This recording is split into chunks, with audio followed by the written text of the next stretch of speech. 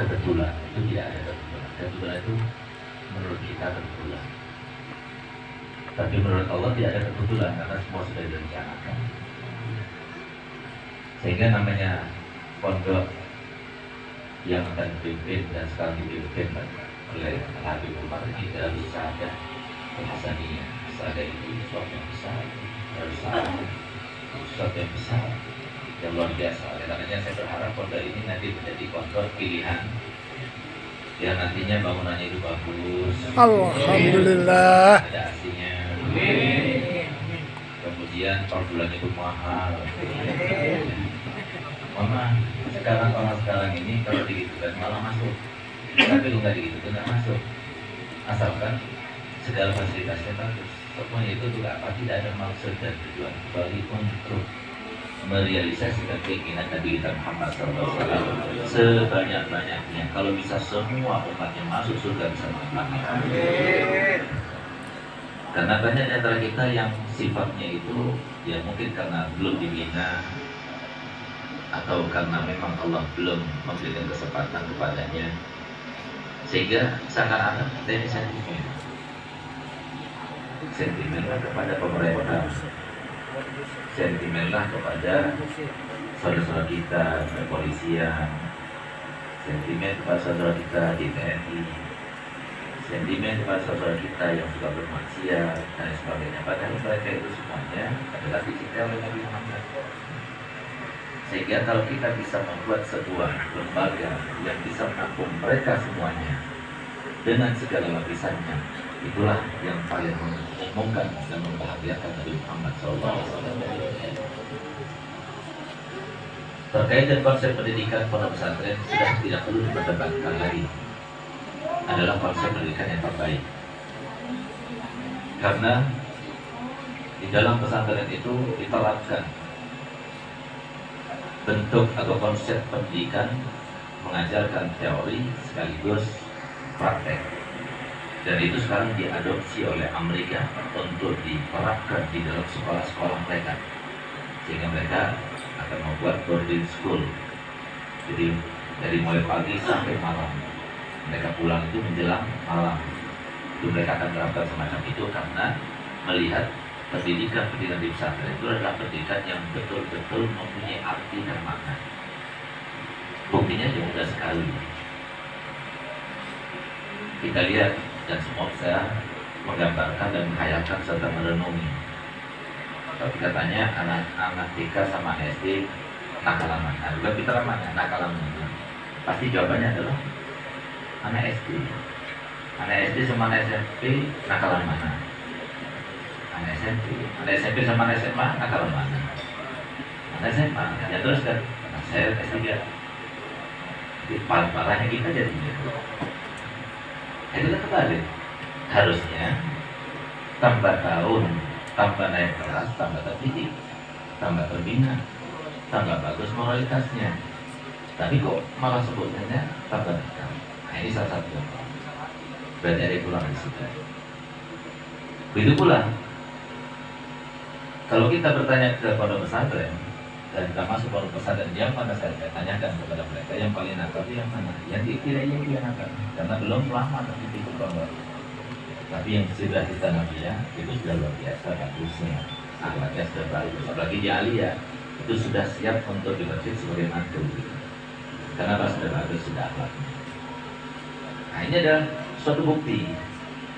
Ini loh pendidikan yang Nabi Muhammad, dan ini loh pendidikan sebuah terkaan, sebuah karya manusia yang tentunya ada kelebihannya, ada kekurangannya.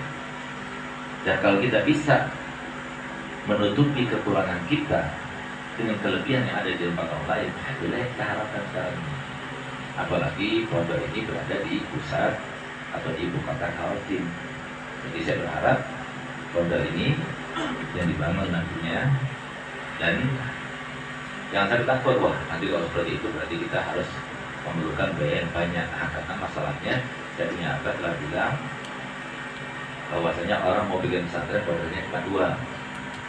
Satu, pasang niat yang baik, dan kalau boleh saya berikan saran kepada Habib Umar, Jangan niat apa-apa saja, nggak usah.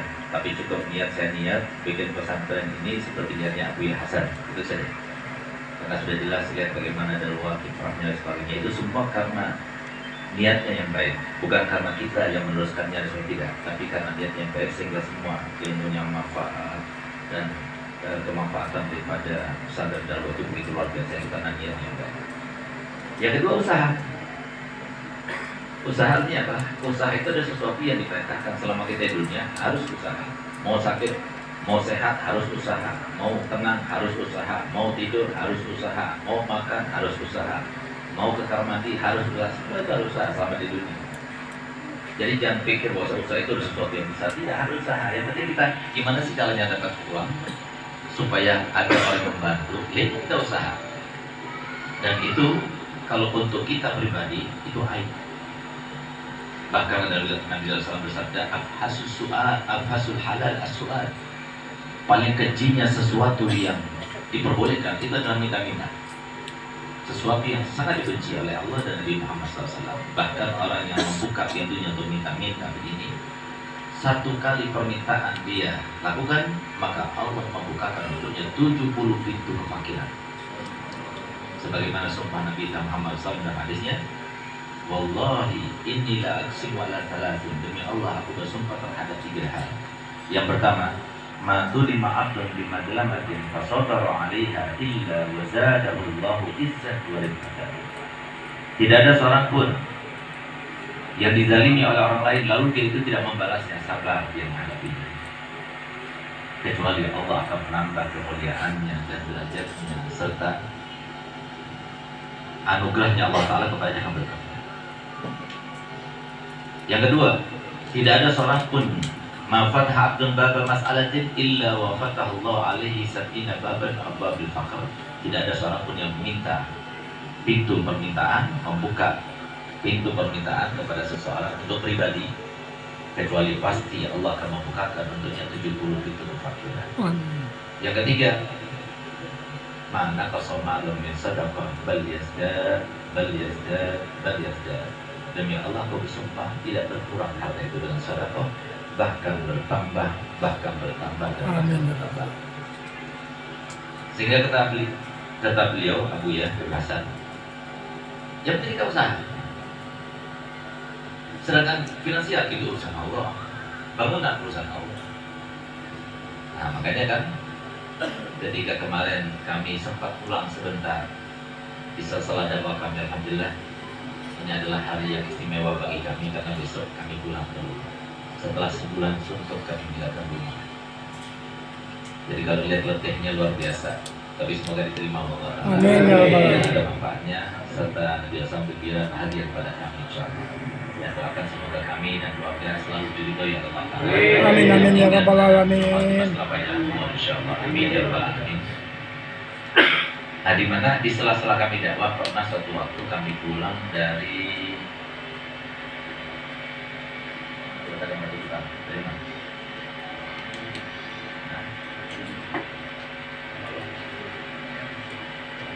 Dari Pontianak.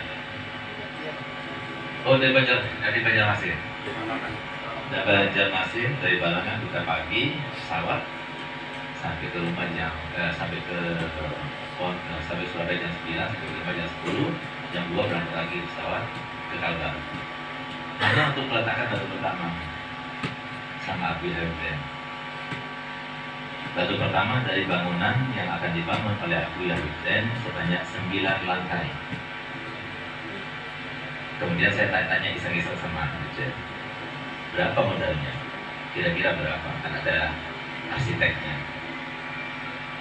Kata beliau, ya mungkin 300 miliar. Kagetnya saya luar biasa gitu. Lalu saya tanya modalnya berapa? Yang ada uang berapa? Apa katanya Bu Yezen? Yang ada itu adalah doa. Tapi dia tawakalnya. Kita rencana 9 lantai. Dan Nabi Yezen bilang kalau orang bikin pesantren berarti orang itu bangun rumahnya Nabi Muhammad. Bukan rumah pribadi, rumah Nabi Muhammad. Karena Rasulullah yang berwasiat. Di mana Nabi SAW berwasiat? Usikum Bitolabatil ilmi khaira, aku berwasiat pada kalian yang hendaknya perlakukan para talibul ilmi itu dengan baik. Jangan mentang-mentang kita santri makannya seadanya, lalu kita minum makannya seadanya, jangan. Istimewakan. Jangan mentang-mentang santri kemudian karena dia itu biasanya sederhana seadanya sebagainya kita memberikan kita yang biasa dan jangan sempurna. Itu maksudnya Nabi Muhammad. Istimewakan mereka karena mereka itu calon penerusku. Mereka itu adalah calon pembahagiaku. Mereka itu adalah yang akan melanjutkan tongkat estafetku. Nah, sehingga apa? Nah, maka disinilah saya melihat Habib Umar karakternya itu, pokoknya sesuatu harus terlaksana. Saya ingin tahu, buktikan kalau bisa. Kalau nggak bisa, bukan saya tulis itu. Saya berharap seperti itu. Kenapa? Ini termasuk rahmatnya Nabi Muhammad. Amin. Al-musayyarah, menyesuaikan diri, mensinkronkan diri. Kenapa? Jangan pernah kita melihat satu orang pun. Ambil satu contoh di antara kita, siapa yang berani bersumpah bahwasanya kita meninggal dalam keadaan bersumpah? Di antara kita siapa yang berani bersumpah bahwasanya ada satu saja amal kebaikan yang pasti diterima oleh Allah? Siapa di antara kita? Siapa di antara kita yang berani bersumpah bahwasanya dosa yang pernah kita lakukan dulu pasti sudah diampuni dosanya? Kalau kita mau melihat orang lain itu adalah dengan pandangan sentimen. Kita berikan, ini pendidikan terbaik, ini pendidikan yang diperlukan oleh Balikpapan dengan segala unsurnya. Kalau kita ingin melihat Indonesia sekarang, jangan lihat Samarinda, jangan lihat Tenggarong, jangan lihat tempat lain, tapi lihatlah Balikpapan. Kenapa saya kata demikian? Mohon maaf, Samarinda Balikpapan beda. Apalagi Handil sama Balikpapan beda. Balikpapan itu dan segala unsur ada di sini, segala orientasi ada di sini, segala ras ada di sini, segala profesi ada di sini berkumpul di sini. Sehingga nggak mudah untuk bertemu dengan mereka, berbau dengan mereka itu tidak mudah. Tapi cukup kalau kita itu mempunyai niat yang baik, maka niat yang baik itulah yang akan menyatukan semuanya. Oleh karena itu Nabi Muhammad selalu mengingatkan kepada kita, setan itu setelah kita masuk ke dalam agama Islam, dia itu sudah putus asa, tidak mungkin lagi ada orang Islam itu kemudian dia itu murtad keluar daripada agama Islam hanya untuk menyembah berhala. Itu susah untuk kita dapatkan, nggak bakal. Padahal yang paling disenangi oleh setan itu ya adalah patung-patung itu. Sehingga apa? God Ayes, apalagi di Jazirah Arab, ya, nggak mungkin bukan dia. Sudah putus asa. Tapi yang masih dilakukan sampai hari kiamat, yang paling utama misi dan visi yang ingin dilaksanakan oleh iblis sebagai tandingan apa yang dikatakan dan disampaikan oleh Nabi Muhammad SAW sebagai pertanda dari diri kita semuanya, ataupun sebuah label dari kita semuanya, ataupun sebuah status dari kita semuanya, di mana Nabi SAW bersabda, "Wallahi la yu'minu ahadukum hatta yuhibbu hatta yuhibba li akhihi ma yuhibbu li nafsihi." Demi Allah, tidak ada seorang pun di antara kalian beriman kecuali sampai itu merasa untuk saudaranya itu, siapa saudaranya? Disebutkan? Saudaranya yang sesama ras, saudaranya sesama alma mater, saudaranya yang bukan polisi, saudaranya yang bukan TNI, saudaranya yang bukan artis, saudaranya yang bukan ahli maksiat, semuanya saudaranya. Allah Ta'ala mengatakan innamal mu'minun ikhwah. Kalau kita sudah meliputi doa untuk semuanya, kalau kita sudah bisa meliputi semuanya kepentingannya, maka disitulah berarti terkumpul rukun-rukun keimanan dan kita. Oleh karena suka-sukalah kita itu melihat kanan, kiri. Setiap pandangan kita, setiap orang pasti ada pandangan. Bagaimana kesan kita melihat, memandang yang ini, yang itu, yang ini. Kalau kita masih ini yang dulu yang pernah menjalinkan. Oh ini dulu yang ini dulu. Itu satu lain. Tapi yang melihat ini loh saudaraku, dia lebih tua ketika kandaku, lebih muda, oh berarti adindaku. Itu yang diajarkan Nabi Muhammad. Itu yang tertanam di dalam hati para sahabat Nabi yang dibina dan ditempa serta ditanamkan langsung oleh Nabi kita Muhammad SAW ketika mempersaudarakan mereka para muhajirin dengan ansor. Itu adalah sahabat. Oleh karena itu maka yang paling penting seperti Balikpapan ini sebagai wajah sebagai gambaran daripada dunia sekarang ini. Nah, ini adalah harus ada suatu produk yang menjadi contoh, percontohan.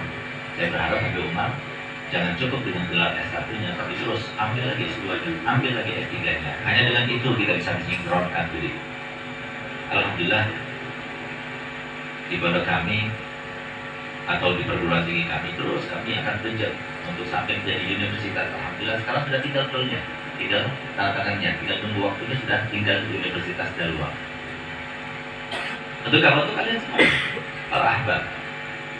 Untuk apa senjata dakwah kita? Supaya mereka itu tahu ini loh gambaran daripada seorang yang mengumpulkan antara gelar dengan keustatannya, kedaiannya, dengan moralitasnya, dengan pendidikan Nabi-Nya SAW. Sehingga tidak lagi mereka itu mengatakan, ah, pondok itu begini, tempat yang kumuh dan sebagainya. Tidak. Itu yang kita inginkan. Jadi jangan kita itu enggak, saya mau bikin pondok yang seadanya. Jangan, yang tinggi. Cita-cita tinggi.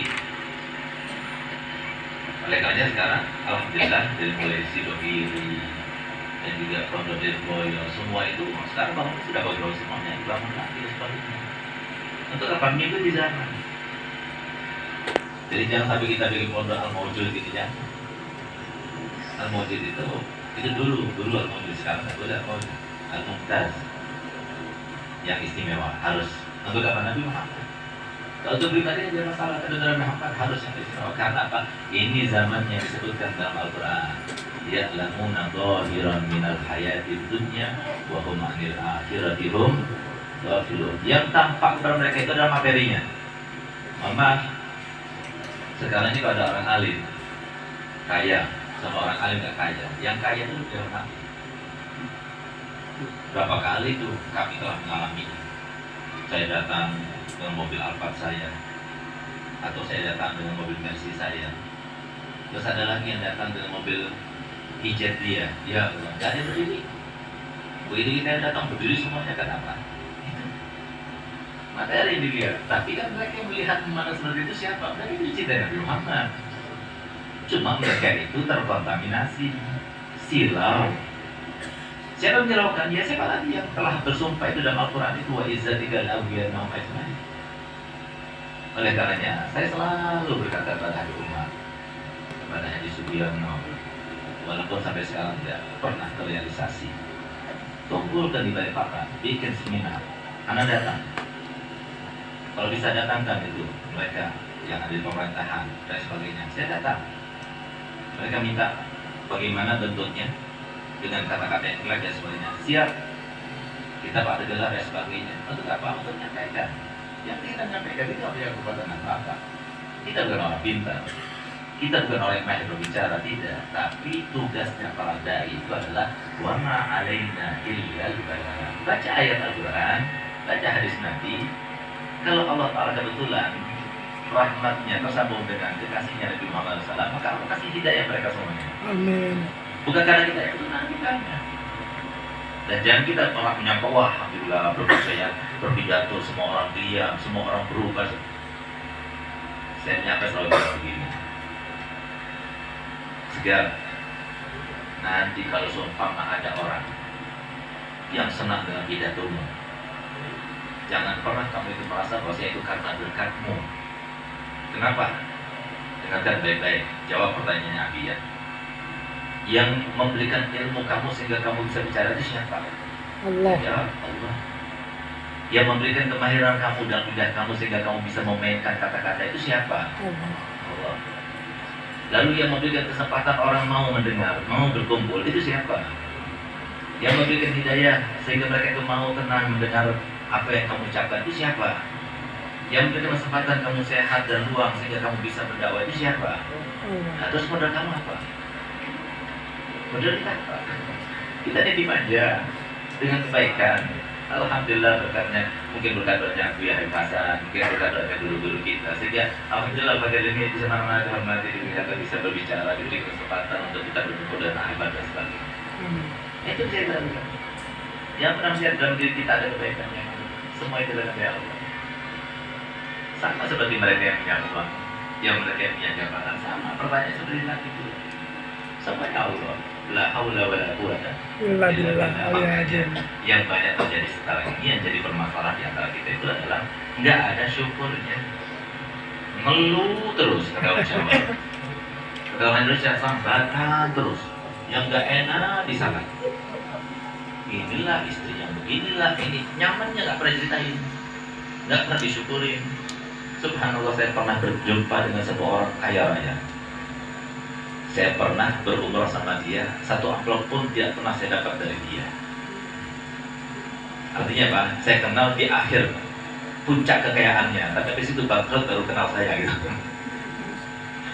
Subhanallah, beliau di akhir-akhir umurnya itu berubah, dapat hidayah. Nah ini yang kita cari, yang ini yang kita cari. Semakin luar biasa kita kalau mendapatkan yang semacam ini. Ada orang kaya bos mau hadir majelis taklim, ada orang kaya mau dekat para ulama. Semakin luar biasa. Karena apa? Mereka cintai Nabi Muhammad ini. Yang dibutuhkan Nabi Muhammad. Nabi Muhammad butuh para konglomerat yang banyak, para pejabat yang banyak, para polisi yang banyak, para TNI yang banyak. Itu dibutuhkan Nabi Muhammad. Perjuangan ini adalah sebuah persatuan.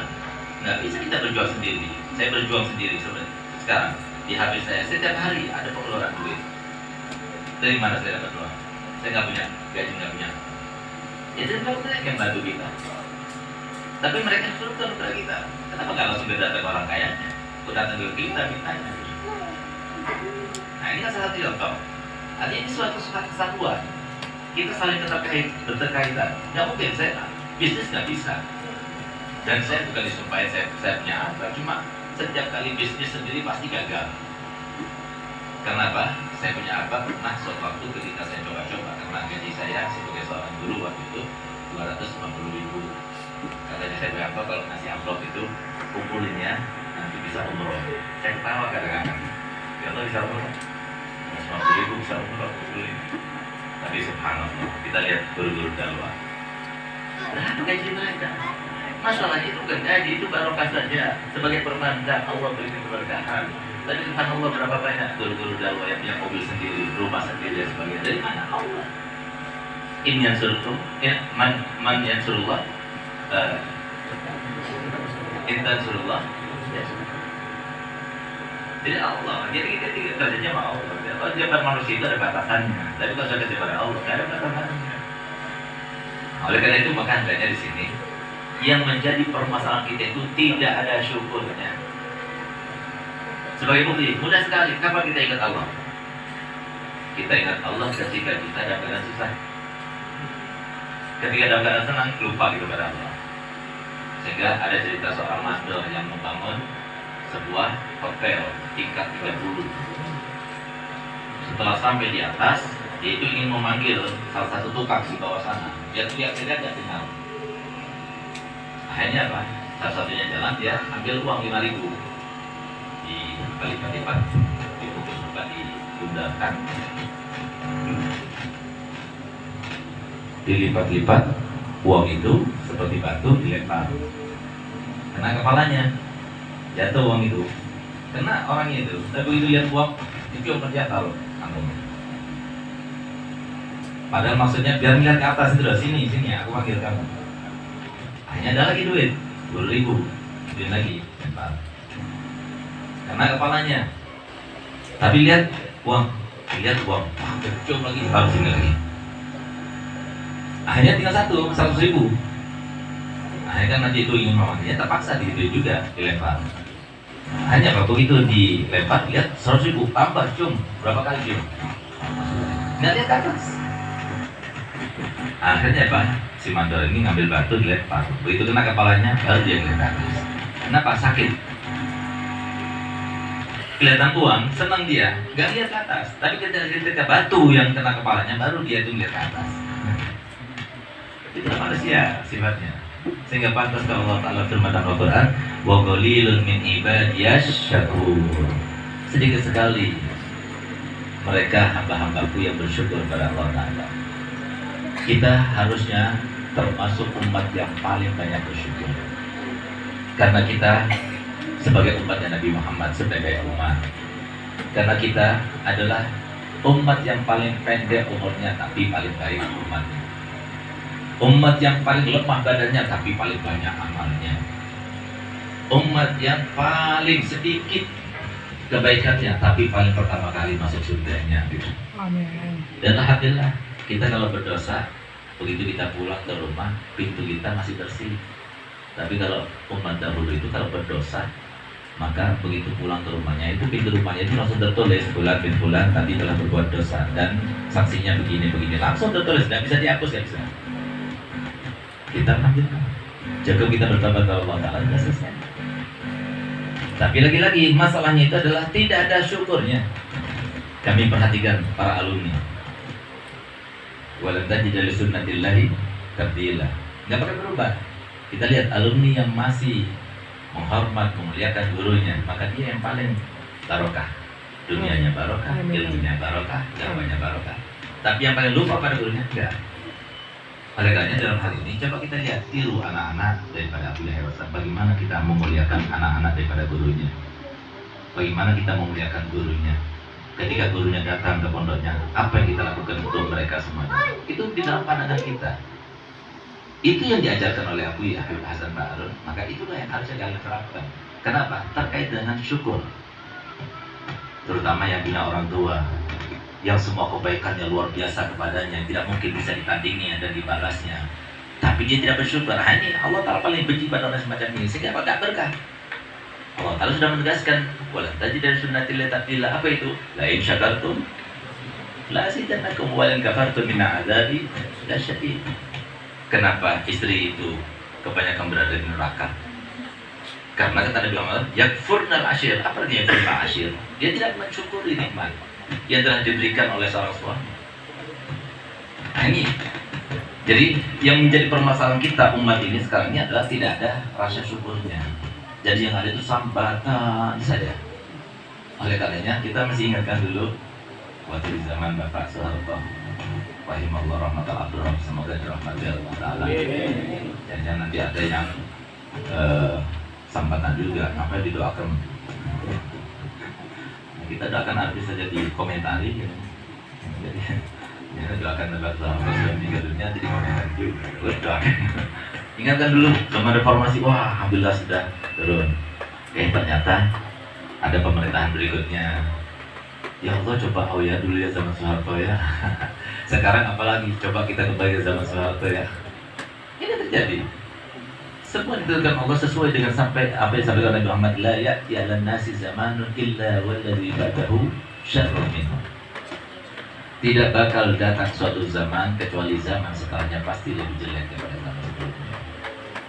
Itu sudah pasti kata Nabi Muhammad. Jika siapapun yang mau menjaga dan sebagainya, satu-satunya yang bisa merubah tatanan kenegaraan yang betul-betul cinta negerinya betul-betul itu adalah rakyat, bukan pemerintah. Pemerintah itu apa rakyat? Apa kata rakyat? Kenapa saya berani dikatakan gitu? Karena Allah yang telah menyampaikan dalam Al-Quran. Allah Ta'ala firman, walau anna ahlal qura amanu wattaqau lafatahna alaihim barakatin minas samai wal ardh. Kalau seandainya penduduk suatu negeri, penduduk suatu kampung, penduduk suatu kecamatan, penduduk suatu kabupaten, penduduk suatu provinsi, mereka itu beriman dan bertakwa, itu syaratnya. Gak perlu dengan berbendera ini, berbendera itu, gak perlu. Kami pasti akan berikan keberkahan. Berkah itu apa? Berkah itu kunci dengan rahmat. Kita ingin apa? Apa yang kita harapkan? Yang selalu kita doakan. Semuanya itu rahmat. Kuncinya itu berkah. Kalau kita nggak dapat berkahnya, maka kita nggak dapat bahagianya. Harta melimpah tapi nggak berkah, percuma. Istri cantik tapi nggak berkah, percuma. Badan kuat tapi nggak berkah, percuma. Jadi semuanya itu kunci kebahagiaan itu adalah berkah. Makanya dicari keberkahan itu. Kata Nabi Muhammad SAW terkait dengan hadis qudsi yang disampaikan oleh Allah SWT dengan lisan mulia Nabi Muhammad SAW yang dinamakan hadis qudsi.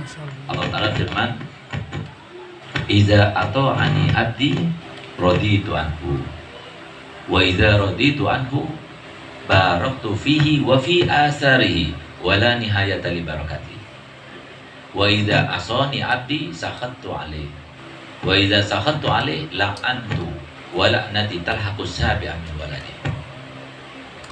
Yang artinya, kalau seumpama ada seorang hambaku yang berbuat baik, maka aku ridho kepadanya. Ketika aku sudah ridho kepadanya, aku berkati dia. Dan ingat, Bukan hanya dia yang aku berkati, semua yang ada sekitarnya, semua yang terkait dengannya, anaknya, istrinya, keluarganya, kerabatnya, semuanya terkait dengannya. Dan ketahuilah bahwasanya keberkahanku tidak terbatas, bisa sepanjang umurnya, sepanjang keturunannya sampai hari kiamat. Kalau itu dikatakan oleh Nabi Muhammad terkait dengan seseorang yang berbuat baik, bagaimana dengan Nabi Muhammad dan keturunan Nabi Muhammad? Tapi sebaliknya, kalau seumpama ada di antara kita atau hambaku yang berbuat maksiat, aku murka kepadanya. Dan ketika aku murka kepadanya, aku akan laknat dia. Dan ketahuilah laknatku akan menemui sampai keturunannya yang ketujuh. Walaupun terbatas, tapi masih mending ketujuh gitu. Nggak terus, tapi kalau berkah terus sampai kapanpun. Oleh karenanya Nabi Muhammad SAW, beliau memberikan mewanti-wanti kita, kalau kita mau kawin, carilah keluarga yang baik-baik. Karena apa? Ini keberkahan dan keapesan itu menular. Nah, maka dari itu ada suatu contoh terkait dengan keberkahan ini yang dikatakan oleh Habib Al-Habsyi, kalau mau tahu berkah, habba iza barakal maula tulaqi hubub. Jadi satu butir, tapi Allah kasih berkat di situ, maka bukan lagi bunyinya satu butir, tapi ribuan butir, bahkan jutaan butir. Sebentar dia di mondok, 1 tahun saja, tapi Allah berkati, Allah dapatkan dia ridhonya guru. Maka bukan seperti 1 tahun, tapi mungkin seperti 100 tahun dan sebagainya. Subhanallah. Ada satu orang anak muda yang dia itu anak tertua dari 5 saudara. Setelah dia kawin, maka kemudian dia keluar dari rumah besarnya karena dia bersama istrinya. Dia tidak diperbolehkan untuk berkumpul dengan adik-adiknya, kan iparan kan. Alhamu al-maut, kata Rasulullah. Alhamu al-maut. Hendaknya jangan digabung jadi satu, sehingga dia menuruti perintahnya Nabi, dia keluar dari rumah besar. Masalahnya, yang paling bakti kepada ibunya itu anak yang tertua itu. Setelah anak tertua itu keluar, itu ibunya tidak terawat, padahal dia sakit-sakitan. Sudah diwanti-wanti, sudah ditegur, sudah dinasihati saudara-saudaranya, itu ibu kita, rawat yang baik, sebuah kemuliaan bagi kalian untuk merawat ibu dan sebagainya. Tapi tetap akhirnya datang ketiga kalinya membuat ultimatum. Apa itu ultimatum yang dibuatnya? Begini saja, kalau kamu tidak mau merawat ibu dengan baik-baik, biar ibu saya bawa ke rumah. Karena dia sudah minta itu, tapi mereka nggak memperbolehkan. Nah, akhirnya apa? Saya bawa ke rumah dan saya pastikan dengan tanda tangan saya bahwa saya tidak akan mengambil harta waris sedikit pun daripada ibu saya. Tapi kalau tidak, ya biarkan ibu di rumah sini tetap, tapi kalian semua nggak dapat warisan. Biar saya semua yang dapat warisan. Kira-kira kalau sudah saudara yang 4 itu ditawari semacam itu, pilih yang mana? Dipastikan sudah. Kalau orang yang dekat pada Allah pasti pilih dunia. Pilih dunia, senang ya, berhasil di bawah ibunya, dirawat dengan baik, senang ibunya karena berada lagi satu atap dengan anaknya yang pertama tadi. Sampai ketika mau meninggal dunia, dia didoakan, ya Allah berkatilah harta daripada anakku ini. Ini doa yang dikatakan oleh Nabi SAW, doa afdal min doa mi'at wali. Doa satu ibu itu lebih afdal daripada doanya 100 wali dalam kebaikan. Tapi doanya ayah jangan dianggap remeh. Karena apa? Nabi Muhammad juga bersabda, doaul ab ka doaul nabiyyin li ummati. Nah, doa seorang ayah itu seperti doanya Nabi kepada umatnya, tapi dalam keburukan.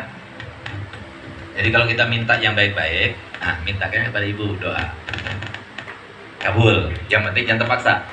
Gimana caranya? Rayu. Bagaimana kiranya ibu itu langsung minta, tanpa diminta doa, dia langsung angkat tangannya karena dia senangkan, himungkan dan sebagainya. Dia angkat, itu doa yang masya Allah. Jadi katakan lebih afdal. Tapi ketika ayah marah, hati-hati. Ketika seorang ayah marah, hati-hati. Kalau dia itu berdoa yang tidak baik kepada anaknya, langsung terjadi seperti doanya Nabi kepada umatnya. Itu maksudnya. Kenapa kalau doa yang tidak baik itu lebih dikabulkan Allah Ta'ala dari seorang ayah, bukan dari seorang ibu? Kalau ternyata dibalik seperti itu, maka ternyata anak-anak sekarang semuanya jadi bangsat-bangsat, jadi anjing-anjing. Karena ibunya selalu mendoakan yang tidak baik. Makanya dari rahmatnya Allah Ta'ala, ibu-ibu yang suka marah-marah, yang rewel-rewel terus itu, akhirnya nggak dikabulkan doa yang jelek kepada anak-anaknya. Tapi yang baik dikabulkan. Makanya nggak mati duluan. abahnya dulu yang mati duluan. Kenapa? Sudah siap surganya, yang ibu belum siap surganya. Dan juga supaya kesempatan buat anak-anaknya. Jadi biar kita tahu, lihat bagaimana Allah itu memprogram semuanya, bukan secara kebetulan, tapi semuanya direncanakan demi kebaikan kita semuanya. Semuanya mempunyai kelebihan, semuanya mempunyai kekurangan. Nah, oleh karena itu, subhanallah, didoakan, ya Allah berkati harta daripada anakku ini. Kenapa? Dia tahu dia nggak dapat warisan.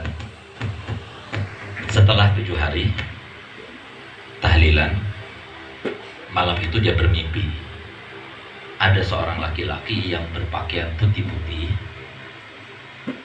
yang dia itu berkata begini, di belakang rumahmu itu, di bawah pohon itu, kamu gali, di situ ada uang 100 dinar, ambil, itu buatmu. Maka dia bertanya, ada berkahnya enggak? Enggak ada berkahnya. Dia bangun, kasih tahu sama istrinya. Kata istrinya, ambil. Enggak, saya nggak mau ambil. Kenapa? Enggak ada berkahnya. Ambil, kita mau berkah, nggak berkah, yang penting ada uang. Kita perempuan begitu biasanya kan. Dia nggak mau ambil. Subhanallah, hari kedua, malam kedua, dia bermimpi lagi. Orang yang berbaju putih itu datang lagi, kemudian dia katakan kepadanya, coba digali bawah pohon itu, di situ ada uang 10 dinar. Lagi-lagi si anak ini bertanya, anak muda ini, ada berkahnya? Tidak ada. Dia bangun, kasih tahu sama istrinya. Kata istrinya, lu kanan, kemana 100 sekarang jadi 10? Ambil, enggak ada berkahnya, saya nggak ambil. Subhanallah, hari ketiganya mimpi lagi. Si orang tua itu datang dan dia berkata kepadanya, wahai anakku, itu di bawah pohon itu kamu gali, situ ada uang 1 dinar. Ada berkahnya? Enggak ada berkahnya. Dia bangun, ayo istriku, sekarang semalam aku mimpi lagi, katanya ada 1 dinar dan ada berkahnya, baru kita ambil sekarang. Digali, ternyata ada uang 1 dinar. 1 dinar sedikit, sehingga bahaya 1 dinar mau buat apa ini? Katanya istrinya, kita nggak pernah makan enak-enak, ayo lebih baik kita makan aja sama anak-anak yang enak-enak. Kalau gitu saya akan ke pasar beli ikan. Belilah ikan, dapat ikan besar 2. Subhanallah, begitu dibelah, di dalamnya itu ada berlian yang harganya itu, setiap perutnya itu dengan harga 100.000 dinar. Sehingga kemudian setelah itu, maka dia menjadi orang terkaya di kota itu. Berkah 1 dinar jadi menjadikan dia orang yang terkaya di kota itu. Ini salah satu contoh. Semuanya dari Allah Ta'ala. Cuma jalannya itu bagaimana? Apakah kita nggak mau memberi petunjuk? Ini loh jalannya. Kalau mau berkah hidupnya, mau bahagia hidupnya, maka caranya itu adalah dengan ketaatan kepada Allah. Kita ini kadang berseberangan dengan pikiran kita. Kalau kita ditanya sesuatu, pasti jawabannya sama. Tapi kenapa nggak dijalani? Misalnya apa? Saya mau pulang ke Bangil, tapi dalam waktu cuma 2 jam harus sampai di Surabaya. Gimana caranya? Naik kapal laut, jalan kaki. Gimana caranya? Terbang, satu-satunya jalan. Mau 2 jam terbang, mau sebulan nggak apa-apa jalan kaki, mungkin sampai. Tapi kalau mau 2 jam ya harus pakai terbang. Nah, itu kan sesuai dengan logika kita kan, dengan pikiran kita kan. Nah, sekarang kenapa kita bertanya sesuatu dan antum jawabannya sama, tapi kenapa tidak menjalani jalan itu? Saya mau bertanya, yang jawab saya berikan doa. Semoga antum panjang umur 10 tahun, tambah uangnya 10 triliun sebelum meninggal. Karena ada Haji Iwan, jadi kalau 10 miliar nggak ada apa-apanya, jadi 10 triliun aja. Amin. Amin. Saya mau tanya, yang bikin orang itu panjang umurnya atau pendek umurnya siapa? Allah. Kurang mantap jawabannya. Yang bikin orang itu pendek umurnya atau panjang umurnya siapa? Allah. Yang bikin orang itu kaya atau miskin siapa? Allah. Yang bikin orang itu sakit atau sehat siapa? Allah. Yang bikin orang itu sukses atau tidak sukses siapa? Allah. Jawabannya semuanya Allah. Lalu kita nggak suatu waktu mau dapat harapan kita, dari mana datangnya? Dari mana datangnya? Nggak bakalan kita dapat. Mau datang ke Gunung Ijen, mau datang ke Gunung Nakno, atau dukun itu dan sebagainya, gimana mau datang? Datang daripada Allah, jangan mau dibungul-bungul si tukang bungul itu yang kurang ajar tuh. Nah, jadi dia yang mau kita itu nggak bahagia hidupnya. Jangan ada lagi kita mau punya pikiran seperti itu, tapi kita punya pikiran semua orang harus senang, semua orang harus bahagia, semua orang harus dirahmati, semua orang harus diberkati, semua orang harus terhubung dengan pengaruhnya Nabi kita Muhammad. Harus seperti itu. Dan semua orang harus merealisasikan keinginan Nabi Muhammad tersebut dengan semampunya, yang punya ilmu dengan ilmunya, yang punya harta dengan hartanya, punya jabatan dengan jabatannya, punya pikiran dengan pikirannya semuanya.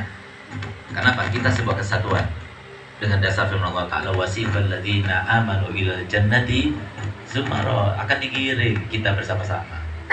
Nggak ada sendiri-sendiri, nggak ada orang masuk surga sendiri-sendiri itu. Satu-satu, nggak ada, sama-sama. Kalau masih belum sama-sama tunggu sampai ada rombongan baru kita sama-sama. Sebuah kesatuan kita. Digambarkan dalam Al-Quran sebuah kesatuan. Digambarkan dalam hadis Nabi SAW sebuah kesatuan. Sudah lupa kita bagaimana kata Nabi Muhammad SAW? Mathalul mu'minina fi tawadihim wa tarahimihim wa ta'atufihim kamasalil jasadil wahid.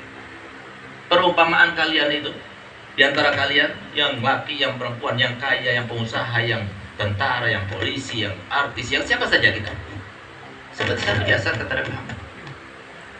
Kalau sakit kakinya, yang terasa di mana? Semuanya badannya merasakan. Kalau dia demam, yang terasa di mana? Kakinya saja, kepalanya saja, semua badannya. Itu yang harus kita rasakan. Jadi jangan pernah kita memandang orang lain itu orang lain. Innamal mu'minuna ikhwan. Oleh karena itu maka pandangan yang paling kuat, yang paling hebat, yang paling singkat untuk menghubungkan kita kepada Nabi Muhammad adalah bagaimana kita membuat sebuah lembaga pendidikan ataupun menjadi seorang dai yang bisa menyampaikan dan menyambungkan lidah Nabi kita Muhammad SAW. Itulah yang paling menghubungkan Nabi Muhammad SAW. Kita doakan semoga Habib Umar seperti yang saya gambarkan tadi, beliau itu bisa. Jangan cuma gambarnya saja, gambarnya pun harus dikirim ke kita pengen lihat bagaimana. Kalau Somadi itu bisa mendatangkan keluaran daripada Mesir, keluaran daripada Azhar, keluaran daripada Darul Mustafa, keluar semuanya ditampung situ, asalkan kasih ampau juga yang tebal juga gitu ya. Mereka datang, tapi mereka bayarnya juga mahal, tapi pasti mereka mau. Anaknya wali kota pun mau ditaruh situ, kenapa? Dia bersih tempatnya, bagus, ada tahfidnya, ada ininya sebagainya. Itu yang harapan saya seperti itu.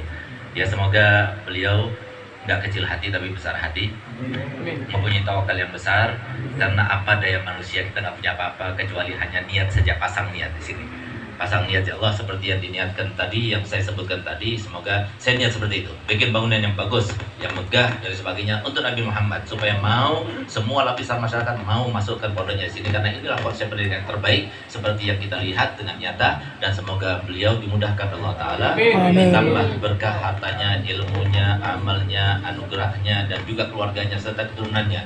Dan semoga Allah Ta'ala takdirkan Allah Ta'ala mencapaikan cita-citanya, menggapaikan ridhonya. Dan semoga kita semuanya yang hadir di tempat ini, insya Allah kita saling disatukan oleh Allah Ta'ala dan cinta dan iman dan takwa. Ala hadiniyah walikul niyatin sholihah walaman sholih. Al-Fatihah. Bismillahirrahmanirrahim. Bismillahirrahmanirrahim. Alhamdulillahirrahmanirrahim. Kita baca salawat insyaallah sebanyak 7 kali dengan niat. Waktu baca salatan tubasyiruna biha, itu rahasia di salawat itu adalah salatan tubasyiruna biha. 3 hadir niat kita. Jadi semoga apa tadi yang kita cita-citakan dengan pondok ini betul-betul terlaksana seperti keinginan kita tadi, bahkan di atas dugaan kita. Dan semoga semua hajat kita kabul insyaallah. Bismillahirrahmanirrahim. Allahumma sholli wa sallim ala sayyidina Muhammadin sahibil busyara, salatan tubashshiruna biha wa alana wa awladana wa jami'a masyayikhina wa mu'allimina wa talabatana wa talibatina min yawmina la ilaha